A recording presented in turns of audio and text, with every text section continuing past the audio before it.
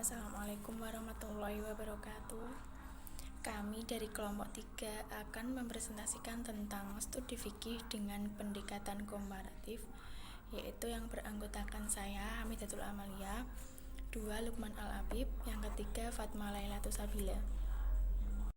Dengan cakupan materi yaitu yang pertama, pengertian pendekatan komparatif, yang kedua, pendekatan komparatif dalam tradisi intelektual Islam, yang ketiga, tokoh dan karya utama pendekatan komparatif, yang keempat, kombinasi pendekatan komparatif untuk berbagai objek studi Islam, yang kelima, signifikasi dan kontribusi pendekatan. Langsung saja yang pertama, pengertian pendekatan komparatif. Dalam Kamus Besar Bahasa Indonesia, pendekatan berarti proses perbuatan atau cara mendekati. Sedangkan komparatif yang berasal dari bahasa Inggris adalah bentuk kata sifat yang berkarya dengan perbandingan.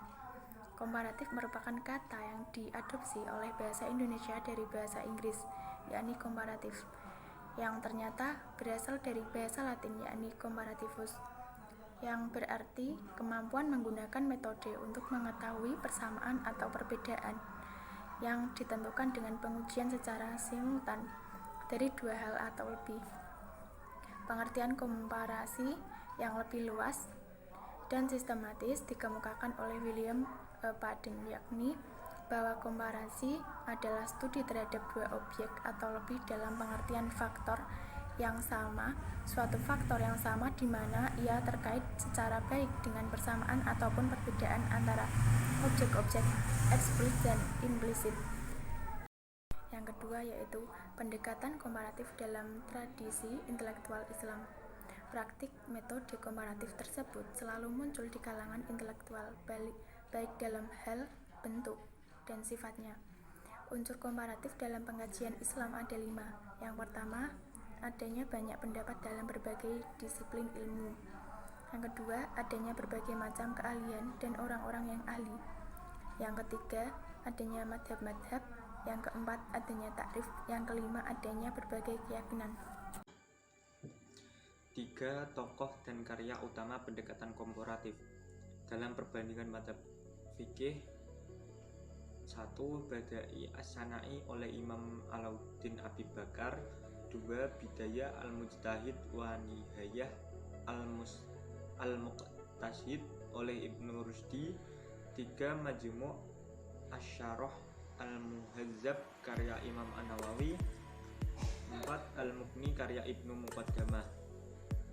Dalam perbandingan mazhab politik dan akidah, 1. Aliran politik dan akidah Islam karya Abu Zahra, 2. The Faith of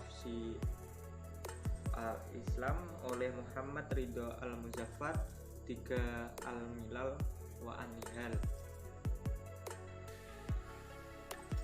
4. Kombinasi pendekatan komparatif untuk berbagai subjek studi Islam. Pendekatan komparatif ini bisa digunakan dengan bantuan pendekatan sejarah seperti dalam menguraikan perbandingan antara mazhab-mazhab hukum, politik, dan teknologi.